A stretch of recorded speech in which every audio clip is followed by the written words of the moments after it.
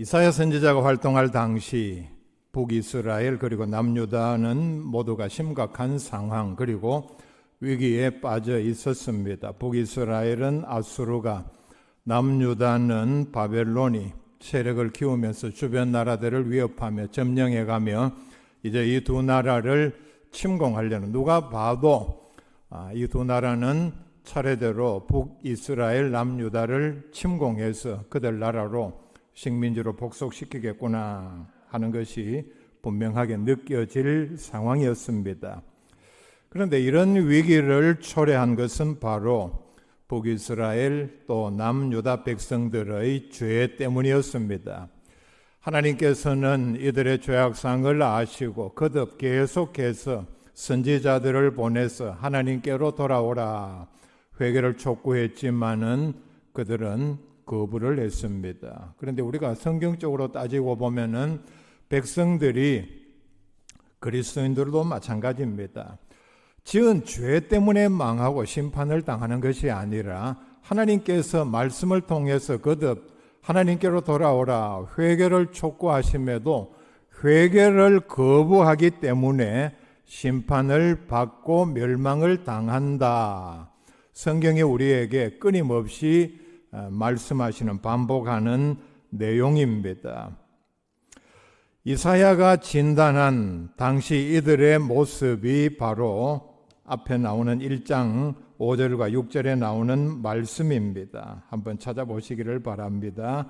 이들이 지금 얼마나 심각한 위기에 처해 있었는가.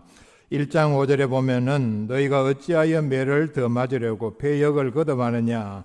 온 머리는 멍들었고 병들었고 온 마음은 피곤하였으며, 하도 맞아서 하나님으로부터 회개의 그 질책에도 아랑곳하지 아니하고 그러니까 징계로 맞을 수밖에 없죠. 6절에 보면은 발바닥에서 머리까지 성한 곳이 없이 상한 것과 터진 것과 새로 맞은 흔적뿐이거늘 그것을 짜며 싸매며 기름으로 부드럽게 함을 받지 못하였도다. 이들의 영적인 심각상 얼마나 지금 부패하고 타락하여 돌이킬 수 없는 상황인가 하는 것을 이렇게 지적을 하고 있습니다. 문제는 이런 상황에 있으면서도 그들은 깨닫지 못한다는 데 있습니다.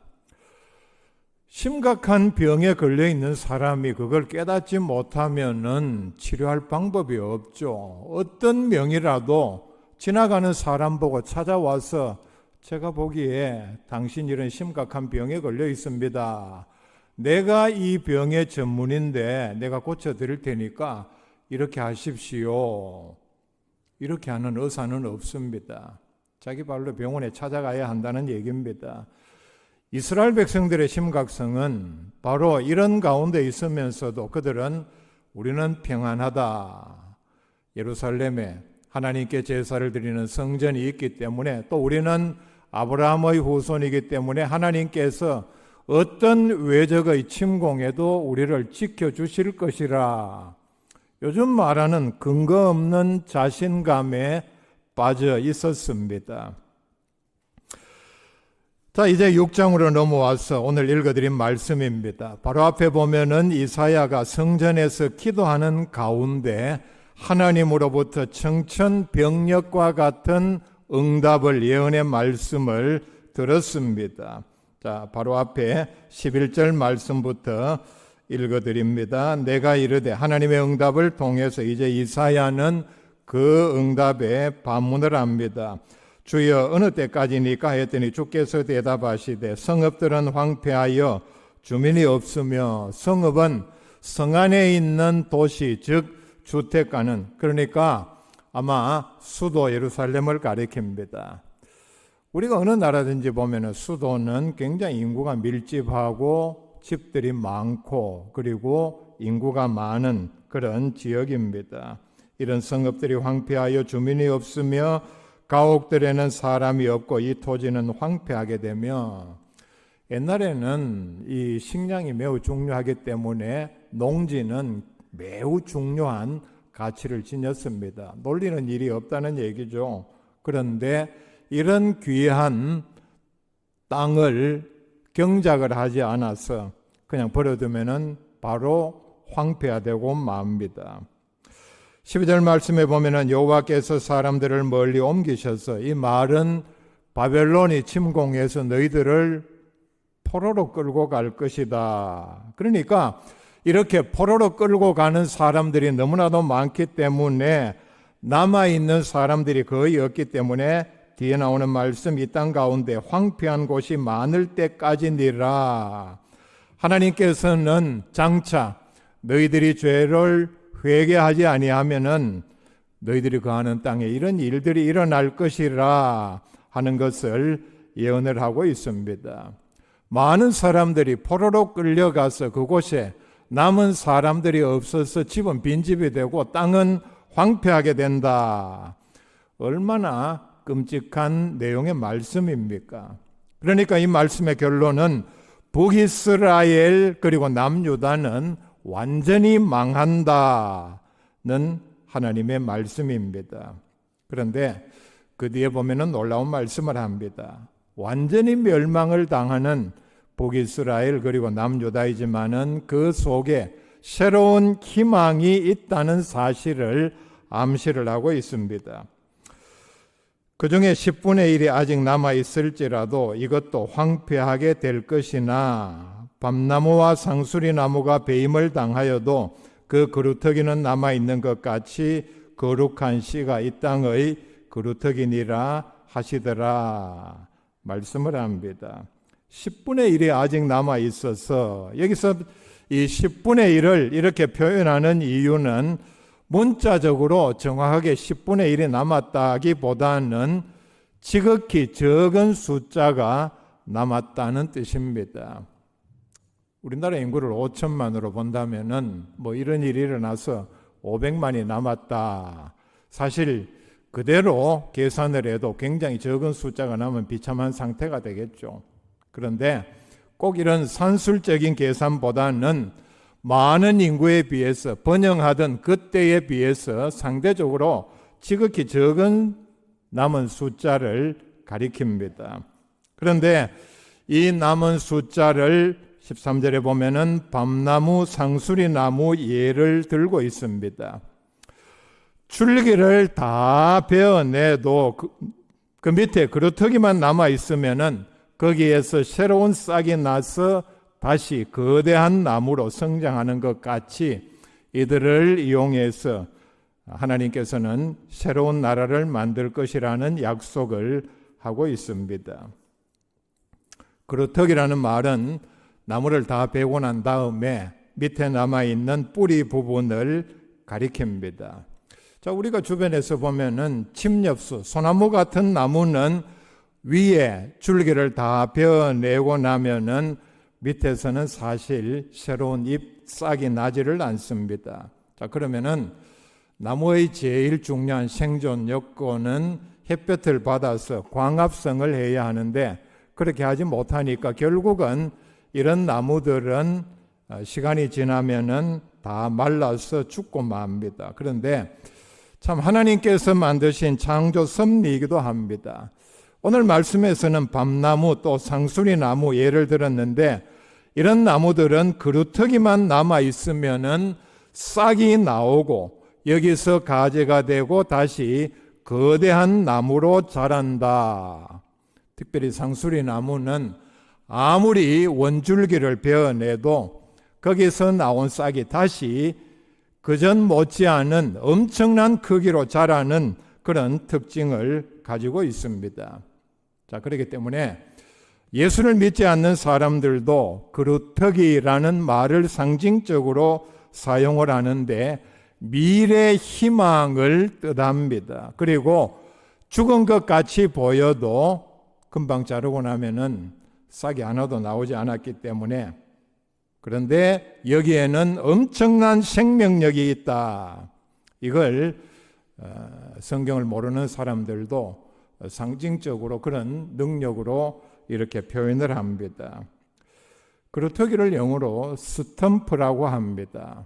제가 이 말씀을 드리는 이유는 영어권에서는 이 스탬프를 사람 이름의 성으로 쓰는 그런 사람들이 있습니다. 성이 스탬프라는 얘기입니다. 우리말로 성씨가 그루터기. 제가 아는 친구 중에도 스탬프를 성으로 쓰는 친구가 있는데 칼 스탬프 이런 이름을 씁니다. 그만큼 그들이 성으로 이렇게 쓸 정도로 우리에게 생명력 또는 미래 희망의 상징이다 하는 걸 잘 알 수 있습니다. 자, 이런 의미가 있는 것처럼 이스라엘 백성 중에도 거룩한 백성 소수만 남아 있어도 하나님께서는 그 소수를 그루터기, 거룩한 씨로 사용하여 계속해서 구원의 역사를 이루어 가신다는 뜻입니다. 지금 이스라엘이 남유다를 포함해서 비록 겉으로 보기에 모든 사람들이 하나님을 배역하고 우상을 숭배하고 악을 행하는 것처럼 보이지만은 그 속에 하나님께서 새로운 역사를 이루어 가시려는 소수의 그루터기, 민족의 희망, 그 싹은 또 거룩한 씨는 분명히 남아 있다는 뜻입니다. 이 13절이 말씀을 하는 모든 것이 다 잘려나가도 끝까지 남아 있어서 하나님께서 쓰시는 그루터기, 거룩한 씨는 어떤 사람들인가? 바로 오늘 우리의 현실에서 우리의 내 믿음 생활에 적용해 볼 부분입니다. 첫째는 순수한 믿음을 가진 사람들입니다. 그루터기는 전체 나무에서 지극히 작은 부분입니다. 나무가 살아있을 때나 또는 죽어있을 때 그 그루터기 부분을 보면은 정말 가치 없는 지극히 작은 일부분에 지나지 않습니다. 그런데 놀라운 사실은 거기에 바로 생명력, 놀라운 미래의 가능성이 숨어 있다는 뜻입니다. 전체 백성들 가운데 순수한 믿음으로 살려고 하는 소수의 그리스도인들을 가리킵니다. 예수님께서도 산상보훈에서 말씀하셨습니다. 예수를 믿는 사람들은 많다. 많은 무리들이 예수를 믿는 것처럼 보인다. 그런데 우리가 정말 따져야 할 본질적인 문제는 많은 그리스도인들 가운데 순수한 믿음을 가진 하나님께서 기뻐 받으시는 그리스도인들은 과연 그 가운데 얼마나 되느냐? 내 믿음을 바로 여기에 대입시켜서 적용을 해보아야 합니다. 창세기 18장 뒷부분에 보면은 아브라함의 끈질긴 요구에 하나님께서는 이렇게 대답하는 부분이 나옵니다. 소돔과 고모라 성, 아마 적어도 5만 명의 인구가 있었던 것으로 보입니다. 그런 가운데 의인 10명만 있어도 내가 소돔과 고모라 성을 멸하지 않으리라. 자, 여기서 보면은 의인 한 사람의 가치가 얼마나 크다는 사실을 잘 알 수 있습니다. 에레미야 5장 1절 말씀에 너희가 만일 정의를 행하며 진리를 구하는 자를 한 사람이라도 찾으면 내가 이 성읍을 용서하리라. 놀라운 말씀을 하죠. 예루살렘 인구가 그때 얼마였겠습니까? 결과적으로 예루살렘은 성전도 무너지고 성벽도 다 무너지고 왕도 포로로 끌려가고 수많은 백성이 살해를 당하고 포로로 끌려갔습니다. 그런데 하나님께서는 엄청난 의인의 가치를 말씀을 합니다. 한 사람이라도 찾으면 내가 이 성을 용서하리라. 비록 소수이지만 순수한 믿음을 가진 사람들을 그루터기, 거룩한 씨로 쓰신다는 말씀입니다. 하나님께서는 순수한 믿음을 가진 사람들을 정말 귀하게 여기십니다. 이사야서에 그리고 성경 전체에서도 남은 자, 남은 백성이라는 표현을 씁니다. 이 사람들의 말의 뜻은 모든 사람들이 하나님을 반역하고 우상 숭배할지라도 끝까지 남아있는 순수한 믿음을 가진 사람들을 그루터기 그리고 거룩한 씨로 부르고 있습니다. 두 번째는 끝까지 환난을 극복한 승리자들을 가리키는 말씀입니다. 엘리야가 기도 응답을 받고 승리한 결과 바알 선지자 850명을 한꺼번에 죽이자 이세벨이 이 사실을 알고 죽이려 했습니다. 어처구니 없게도 엘리야도 사람인지라 이 협박에 겁을 먹고 도망을 쳤습니다. 그리고 광야 한가운데로 들어가서 완전히 모든 것을 포기를 했습니다. 그리고 하나님께 죽여달라 때를 씁니다. 그리고 하나님 앞에 이렇게 항변을 합니다. 이걸 로마서 11장에서 3절 말씀에 보면은 이렇게 말씀을 시작을 하고 있습니다. 주여, 그들이 주의 선지자들을 죽였으며 주의 제단들을 헐어버렸고 나만 남았는데, 엘리야는 이 순간까지 순수하게 북이스라엘에서 믿음을 지키고 하나님을 바로 섬기는 사람은 자기 한 사람밖에 없다고 생각을 했습니다. 나 한 사람밖에 안 남았는데 이제는 내 목숨도 찼나이다 하니, 그때에 하나님께서 그에게 주신 대답이 무엇이냐면, 내가 나를 위하여 바알에게 무릎을 꿇지 아니한 사람 7,000명을 남겨두었다 하셨으니, 충격적인 말씀이죠. 엘리야는 자기 한 사람밖에 없다, 이 땅에 순수한 믿음을 가진 사람 나 혼자 남았다 생각했는데 하나님께서는 7,000명을 남겨두셨다 말씀을 합니다. 5절 말씀에 보면 그런 적이 이와 같이 지금도 은혜로 택하심을 따라 남은 자가 있느니라 말씀을 합니다. 7,000명은 전체 이스라엘 인구에 비하면 지극히 소수입니다. 이 말씀 이후에 예루살렘은 바벨론에 의하여 함락을 당했습니다. 그리고 모든 사람들이, 많은 사람들이 포로로 끌려갔습니다. 쓸만한 사람은 다 포로로 끌고 갔겠죠. 왜냐하면 노동력이 바로 가치이기 때문입니다.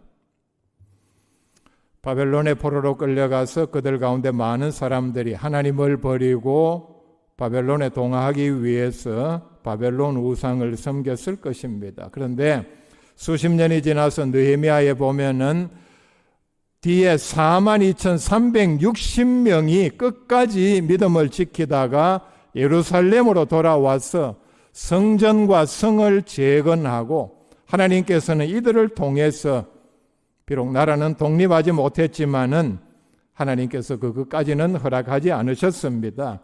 그러나 그곳에서 하나님께서는 구원 계획을 계속해서 이루어 가셨습니다. 오늘날 정말 이 땅에 남아있는 마지막까지 믿음을 지키기 위해서 정말 목숨을 걸고 믿음 생활하는 사람들은 북한에 남아있는 그리스도인들입니다.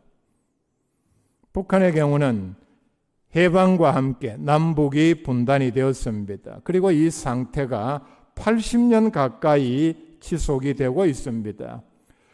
김일성은 정권을 잡자마자 교회부터 말살을 했습니다.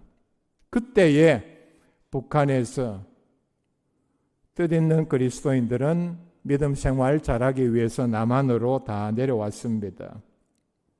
지금 북한의 상황은 어떻습니까? 성경을 가지고 있다가 이 사실이 발각만 되어도 강제 수용소로 보내집니다. 북한의 강제 수용소는 그곳에서 현장 간수들이 자신의 권한으로 정당한 재판 없이도 즉결 처형을 할 수 있는 장소가 바로 북한의 강제 수용소입니다.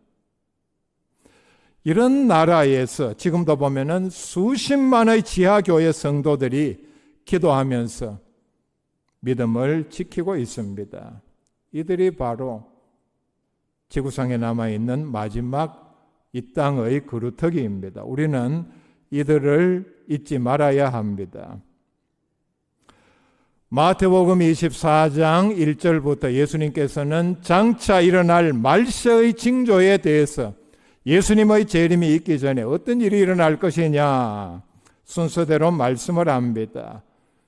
거짓 선지자들이 일어나서 엄청난 미혹이 있을 것이다. 마귀가 이 뒤에 배후 역사하고 있기 때문에 여기에 속아 넘어가는 사람들이 많을 것이다. 지금 그렇지 않습니까? 얼마나 많은 이단들이 하나님의 자녀라도 미혹하기 위해서 설치고 있습니까? 난리가 일어나며 전쟁과 기근, 지진, 환란, 박해, 거짓 선지자들의 나타남, 유혹, 미혹, 그리고 엄청난 불법이 일어날 것이다. 자, 그 다음에 나오는 13절 말씀이 그러나 끝까지 견디는 자는 구원을 얻으리라. 자, 우리가 이 말씀을 잘 알고 있죠. 끝까지 견디는 자는 구원을 얻으리라. 근데 그 앞에 접속사 그러나가 나옵니다. 앞에 말씀을 다 돌아봐야 한다는 얘기입니다. 엄청난 혼란, 환란, 박해 이런 일들이 있을 것이지만은 그러나 끝까지 견디는 자는 구원을 얻으리라. 예수님께서 이 말씀을 하신 이유가 뭡니까? 이런 엄청난 미혹과 혼란, 환란, 박해 가운데서 믿음을 지키는 것이 쉽지 않다는 얘기입니다. 세 번째는 메시아 대망을 가지고 기다리는 사람들이 그렇더기요 거룩한 시라는 말씀입니다. 이사야서는 전체적으로 메시아에 대한 예언을 계속해서 하고 있습니다. 메시아라는 말은 기름 부음 받은 자라는 뜻입니다. 신약에서 그리스도라는 말입니다. 구원자라는 뜻입니다. 끝까지 믿음으로 환난을 극복한 사람들은 메시아 오심을 기다리며 준비하는 사람들입니다. 이 말씀을 기록하고 난 다음에 얼마 후에 북이스라엘은 아수르에 의하여 멸망을 당했습니다. 자, 그렇다면은 남유다 백성들은 어떤 마음을 가지고 있겠습니까? 그들도 바벨론에 의해서 장차 언제 망할지 모르는 두려움이 온 땅을 지배하는 동안 이사야는 놀라운 소망의 말씀을 전합니다. 장차 메시아가 오셔서 메시아 왕국을 건설할 것을 예언을 하면서 모든 백성들이 고난과 환난 중에 있지만은 메시아를 대망하면서 살라고 가르쳤습니다. 자, 11장 한번 보시기를 바랍니다. 전체적으로 보면은 9절 말씀까지 메시아가 임하면은 어떤 나라가 될 것이냐 하는 것을 예언하는 말씀입니다. 시작을 이렇게 합니다. 1절에 이새의 줄기에서 한 싹이 나며 그 뿌리에서 한 가지가 나서 결실할 것이요. 메시아 왕국이 이 땅에 도래하면은 6절에 보면은 그때 이리가 어린 양과 함께 살며 표범이 어린 염소와 함께 누우며 송아지와 어린 사자와 살찐 짐승이 함께 있어 어린아이에게 끌리며 8절에 보면은 젖먹는 아이가 독사의 구멍에서 장난하며 젖된 어린아이가 독사의 굴에 손을 넣을 것이라.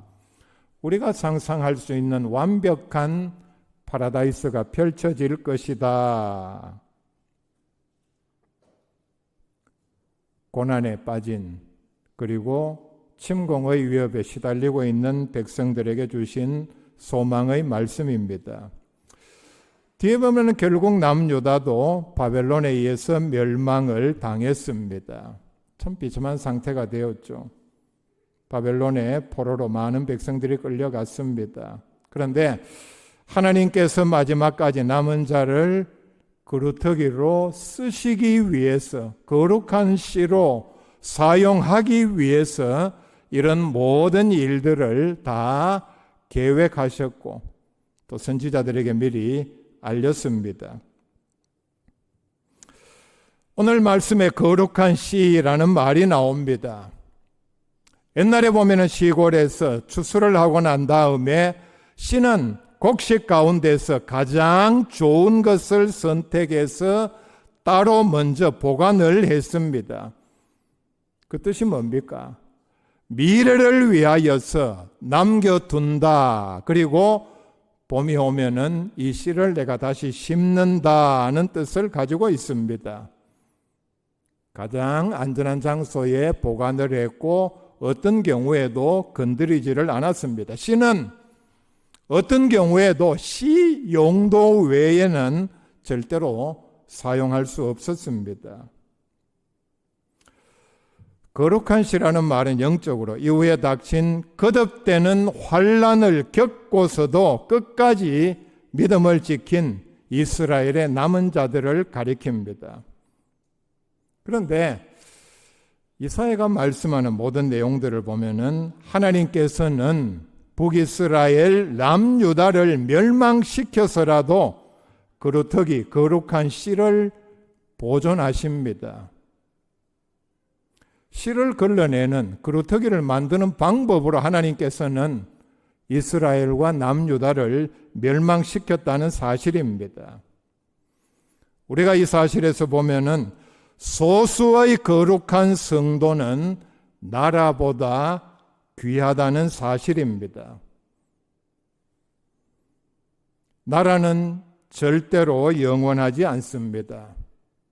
로마 제국의 예를 들어봅시다. 로마 제국의 전성기에 참 어떤 나라가 이 나라를 무너뜨릴 수 있는가? 아무도 가능하다고 생각하지를 아니했습니다. 그런데 더더욱 놀라운 사실은 로마는 기독교를 공인한 기독교 국가였습니다. 그런데 로마가 나중에 어떻게 되었습니까? 결국은 그 로마 제국도 내부의 타락과 부패로 망하고 말았습니다. 이처럼 나라는 일어나기도 하고 그리고 망하기도 합니다. 이게 바로 세상 역사가 우리에게 보여주는 그런 하나님의 통치 섭리의 결과이기도 합니다. 그런데 하나님께서 쓰시는 거룩한 성도는 이 땅에서 그리고 천국에서도 영원하다는 사실을 우리에게 보여줍니다.